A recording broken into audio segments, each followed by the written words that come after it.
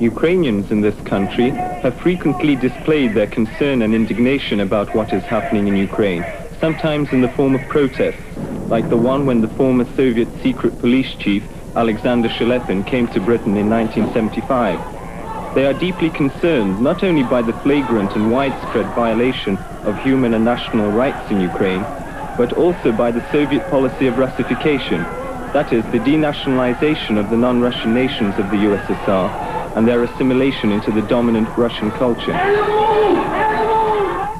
Following the death of Stalin, a brief period of relaxation in the nationality sphere made possible a remarkable revival in the cultural and public life of Ukraine. It was spearheaded by the courageous generation of the 60s, composed mainly of young literary intellectuals, who boldly opposed Khrushchev's decision to step up once again the policy of Russification.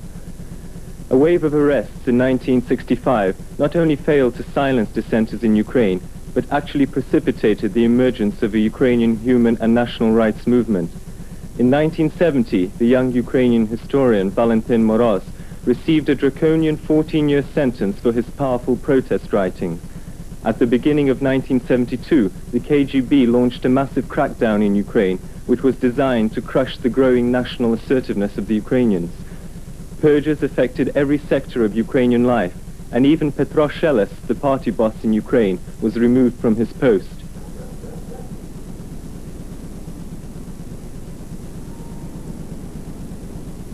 Hundreds of persons, mainly young writers, artists and scholars, were sentenced to inhumanly severe terms of imprisonment. The most talented and courageous representatives of an entire generation are now in labor camps, prisons and psychiatric hospitals. We asked Peter Redaway, an authority on Soviet affairs, about the importance of the Ukrainian problem. I think of all the many different forms of dissent in the Soviet Union that have developed in the last 15 years or so, the national minority dissent is what worries the authorities more than anything else. The strongest movements have been in the Ukraine and Lithuania, with important but less powerful movements in Latvia, Estonia, Georgia, Armenia and a few others. The seriousness of the Ukrainian problem relates, I think, to the fact that the Ukraine is economically so important to the Soviet Union, and that if a strong national movement was able to express itself, secessionist tendencies might develop and Ukraine might eventually secede from the Union. So the KGB has cracked down very, very hard in the mid-60s and again in 1972, suppressing virtually all forms of national Ukrainian dissent. And I think they put it at the very top of their priorities in dealing with discontent and dissent.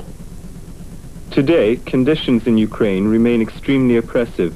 The most recent example concerns the 1975 Helsinki Agreement, which included provisions about human rights.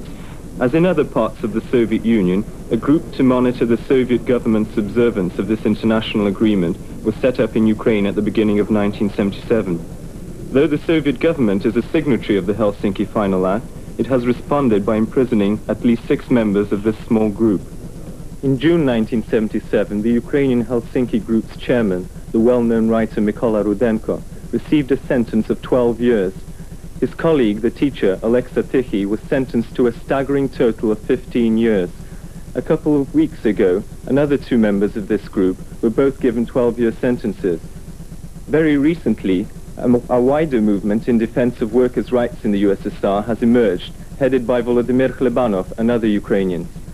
The Soviet attitude towards the Ukrainian problem can be seen in this Tonight interview of last year with one of the editors of Pravda. There are all kinds of things happening in the Soviet Union which simply do not appear in Pravda. For instance, at the moment, there are 2 members of the Ukrainian Helsinki Committee who are being tried on charges of anti-Soviet activity. Why is this trial not reported in the Soviet press? Хорошо, что это вас, если это вас интересует, это ваше личное дело. Fine. If that's what you're interested in, it's your affair. Но что касается всей судебной деятельности в Советском Союзе. But as far as the legal activities of the entire Soviet Union are concerned, well, of course, we can't report every single case or every trial.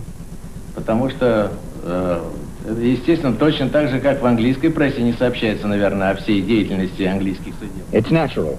Just as the English press probably doesn't print accounts of every single action by the British legal authorities or organs. Если же вы имеете в виду людей, которых... But if you're talking about people that the Western, the bourgeois press makes out to be martyrs, well, those people, we've got a word for them here, malcontents. They represent no one, and their activities don't interest our readers either. Деятельность тоже не интересует наших читателей. But if, for instance, there were a group of people who were arguing the case for, say, a separatist movement in the Ukraine, in which newspaper in the Soviet Union could they express their views? У нас нет таких групп. We don't have any such If groups. there were such a group, А если марсиане высадятся в Англии, And if the Martians landed in England, и треножники пойдут на Лондон, что тогда? and if Triffids marched on London, what then? Behind the facade of a federal structure, the USSR remains a vast Russian empire. The constitutional rights of the non-Russian republics exist only on paper. All important decisions are made in Moscow. Even though Soviet Ukraine has its own seat at the United Nations, foreign diplomats and journalists are not allowed to work in this republic. Any complaints about the denial of basic civil liberties, Russification and national discrimination are answered with repression.